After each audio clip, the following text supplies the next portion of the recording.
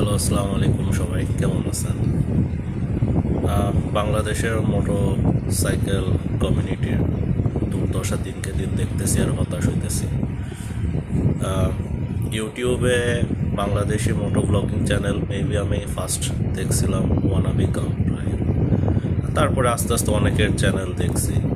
But wannabe গাম ভাই আর মনে হয় অশ্রুদাদা, এই দুজনের চ্যানেলে আমি ফার্স্ট দেখছি যখন হচ্ছে অশ্রুদাদার আপনার একটা এডিভি বাইক ছিল, আপনার একটা চাইনিজ ব্র্যান্ডের।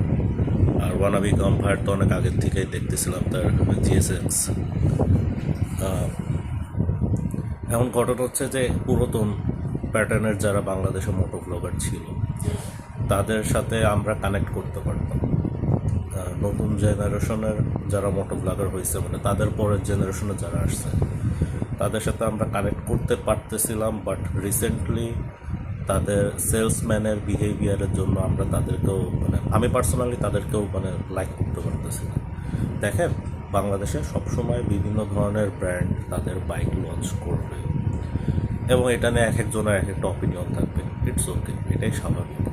বাট ঘটনা হচ্ছে যে বাংলাদেশে এখন মেইন স্ট্রিম যারা মোটো ব্লগিং ইউটিউবার আছে তারা যখন স্পেসিফিকলি একটা ব্র্যান্ডের সেলসম্যানের ক্যারেক্টার প্লে করে বা সেলসম্যান হিসাবে কাজ করতেছে, তখন জিনিসটা আর বাইক লাভার থাকে না। ঠিক আছে, এখন খালি এরা না, যেমন বাংলাদেশে বড় আপনার বাইক রিভিউ বলেন এটা নিয়ে স্টার্ট করছিল হচ্ছে আপনার বাইক বিডি, তারপরে দেশি বাইকার, কিউরিয়াস বাইকার, এগুলো ফেসবুক পেজের থ্রুতে এগুলোর সাথে ইন্ট্রোডিউস হয়েছে। এখন আমি ইয়ামাহার রিসেন্ট যে বাইকটা লঞ্চ করছি MZ250, এই বাইকে আমি এদের সোশ্যাল মিডিয়াতে দেখে আমি অবাক। লিটারালি পট কিনে Yamaha ACI motors, bike BD, তারপরে হচ্ছে আপনার দেশি বাইকার্সের গ্রুপে আমি অ্যাড আছি। আমার তো যখন আমি কাহিনিগুলো দেখছি আমি পোস্ট করছি, আমার পোস্ট পাবলিশ করতেছিল না, পরবর্তীতে পোস্ট পাবলিশ করছি।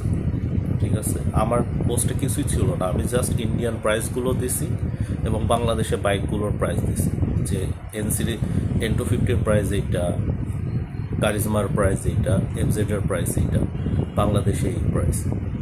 এইগুলোর ভিতরে এরকম ডিফারেন্স কেন? আমি জাস্ট কিছু কোয়েশ্চেন করছি, বেসিক কোয়েশ্চেন করছি, এই কোয়েশ্চেনের জন্য আমার পোস্ট আটকাই গেছে। ঠিক আছে, আর বট দিয়ে তো ভাই কিনে ফেলছে সব কিছু, বট রিভিউয়ার দিয়েই চালাইতেছে। আমার মনে হয় এইসব পেজে অনলি হাহারিয়াগুলো অথেন্টিক, বাদ বাকি সবগুলো হচ্ছে আপনার পেইড বট।